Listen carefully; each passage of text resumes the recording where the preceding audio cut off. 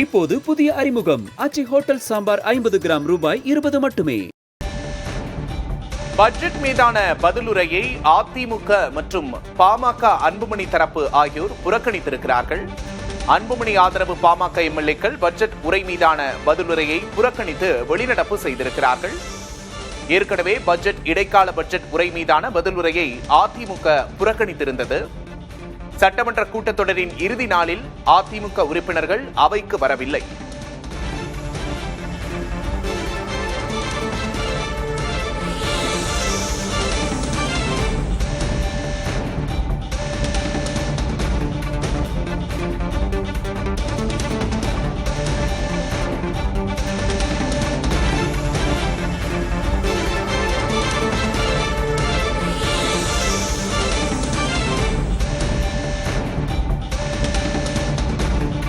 Budget உரை மீதான பதிலுரையை அதிமுக புறக்கணித்திருக்கிறது. கூடுதல் விவரங்களை செய்தியாளர் ஸ்டாலினிடம் கேட்டு பெறலாம். ஸ்டாலின், வணக்கம்.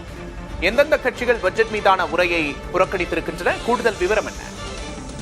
16வது சட்டப்பேரவையுடைய இறுதி நாளான இன்று தமிழ்நாடு சட்டமன்ற கூட்டத்தில் பட்ஜெட் உரை மீதான விவாதத்திற்கு நிதியமைச்சர் தங்கம் தென்னரசு தற்போது பதிலுரை வழங்கி வருகிறார். இந்த நிலையில பதிலுரையை ஏற்கனவே அதிமுக எதிர்கட்சியான அதிமுக முழுமையாக புறக்கணித்த நிலையில் அவை நடவடிக்கைக்கு நேரில் வந்த பாட்டாளி மக்கள் கட்சி அன்புமணி தரப்பு சட்டமன்ற உறுப்பினர்கள் அவை நடவடிக்கையில் பங்கேற்றுவிட்டு வெளிநடப்பு செய்து தற்போது இந்த பதிலுரையை அவர்களும் புறக்கணித்திருக்கிறார்கள். அதே நேரத்தில் பாஜகவும் தங்களுடைய எதிர்ப்பை பதிவு செய்யும் வகையில வெளிநடப்பு செய்திருந்தனர். அதன் பிறகு வெளியே வந்த அவர்கள் 5 ஆண்டுகால திமுக அரசுடைய செயல்பாடுகள் தொடர்பான ஒரு அறிக்கையை வெளியிட்டிருந்தார்கள். நயினா நாகேந்திரன் அதனை வெளியிட்டிருந்தார். நிலையில அதிமுக மற்றும் பாட்டாளி மக்கள் கட்சி அன்புமணி தரப்பு சட்டமன்றத்தில் இந்த பதிலுரையை புறக்கணித்த நிலையில் தற்போது பங்கேற்றிருப்பவர்களை பொறுத்த வரைக்கும் பார்த்தோம் அப்படின்னா முன்னாள் முதலமைச்சர் ஓ பன்னீர்செல்வம் மற்றும் அவருடைய ஆதரவு சட்டமன்ற உறுப்பினரான ஐயப்பன்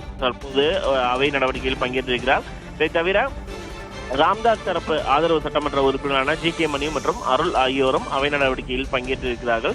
பாஜக வெளிநடப்பு செய்திருந்தாலும் தற்போது பதிலுரையை கேட்பதற்காக மீண்டும் அவர்கள் 3 சட்டமன்ற உறுப்பினர்கள் மட்டும் உள்ளே சென்றிருக்கிறார்கள். நயினா நாகேந்திரன் மட்டும் தற்போது முழுமையாக தன்னுடைய அந்த பதிலுரையை புறக்கணித்து அவர் வெளிநடப்பு செய்து புறக்கணித்திருக்கிறார்.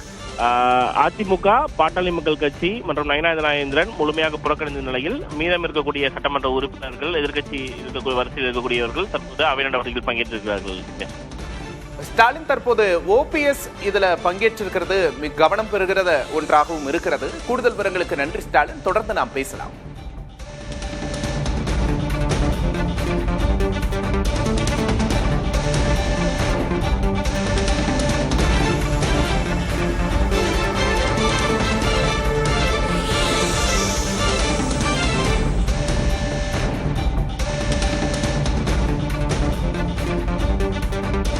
இப்போது புதிய அறிமுகம் ஆச்சி ஹோட்டல் சாம்பார் 50 கிராம் ரூபாய் 20 மட்டுமே.